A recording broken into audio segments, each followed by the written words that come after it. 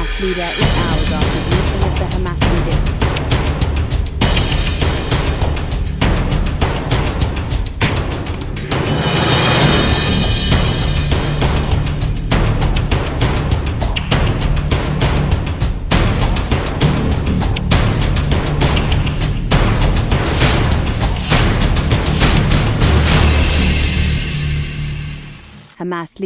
Iran की राजधानी Tehran में हमास चीफ इस्माइल हानिया की मौत के बाद मिडिल ईस्ट में तनाव बढ़ता जा रहा है। ईरान ने इजराइल पर हमले की धमकी दी है। अमेरिका और अरब देशों की ओर से तनाव कम करने की कोशिशों को ईरान ने खारिज कर दिया है। जिस तरह के हालात बने हुए हैं उससे साफ दिख रहा है कि जल्द ही ईरान की तरफ से कोई ऐसा कदम उठाया जाएगा जो पूरे मिडिल ईस्ट को तबाह कर देगा।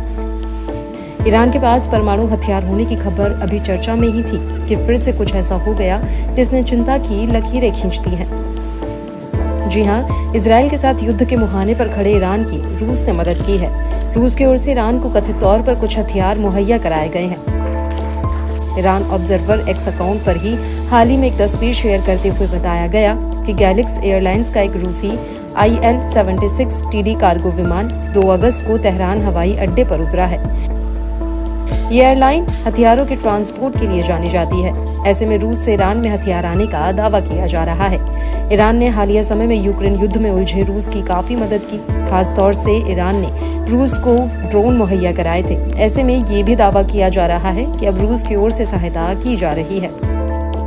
अब बात यहीं खत्म नहीं होती। एक बड़े अपडेट के मुताबिक रूस के सुरक्षा परिषद सचिव सर्गेई शोइगु राष्ट्रपति मसूद पेजेशकियान सहित ईरानी नेतृत्व के साथ बातचीत के लिए सोमवार को तेहरान पहुंचे।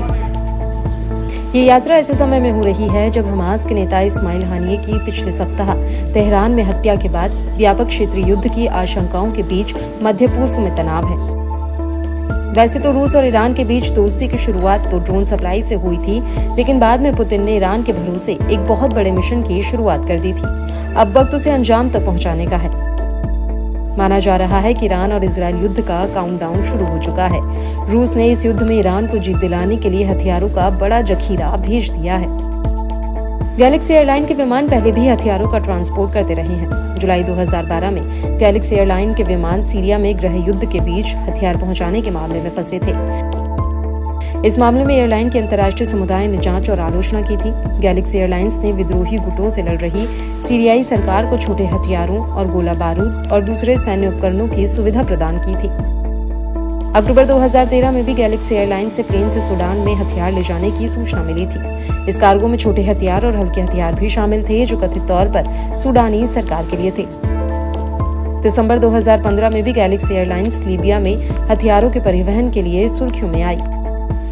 क्यों खास है ईरान पहुंचा रूसी विमान? रूस के जिस IL-76 TD विमान के ईरान पहुंचने का दावा किया गया है वो करीब 50 किलोग्राम की पेलोड क्षमता के साथ हथियार और सैन्य उपकरण ले जा सकता है। इस विमान से BTR बख्तरबंद कार्मिक वाहक और यहाँ तक कि T-72 जैसे हल्के टैंक भी भेजे जा सकते हैं। यह हॉवित्जर और कई रॉकेट लॉन्चर जैसे तोपखाने के टुकड़े भी ले जा सकता है। रडार सिस्टम और विभिन्न इलेक्ट्रॉनिक युद्ध उपकरणों का ट्रांसपोर्ट भी कर सकता है। तो रूस और ईरान के बीच संबंध कोई नए नहीं है। ईरान ने रूस को यूक्रेन पर हमले में ड्रोन देकर मदद की थी। अब बदले में रूस ईरान को इजराइल पर हमले के लिए सहायता प्रदान कर रहा है। रूस के इस कदम के पीछे एक बड़ा कारण अमेरिका का इजराइल के समर्थन में खड़ा होना है। अगर इजराइल पर हमला होता है तो अमेरिका समेत 5 देशों का गठबंधन ईरान के खिलाफ खड़ा हो जाएगा। ऐसे में रूस और चीन ने संयुक्त राष्ट्र में भी ईरान का समर्थन किया था, जिससे ये साफ हो जाता है कि रूस हर हाल में ईरान का साथ देने के लिए तैयार है।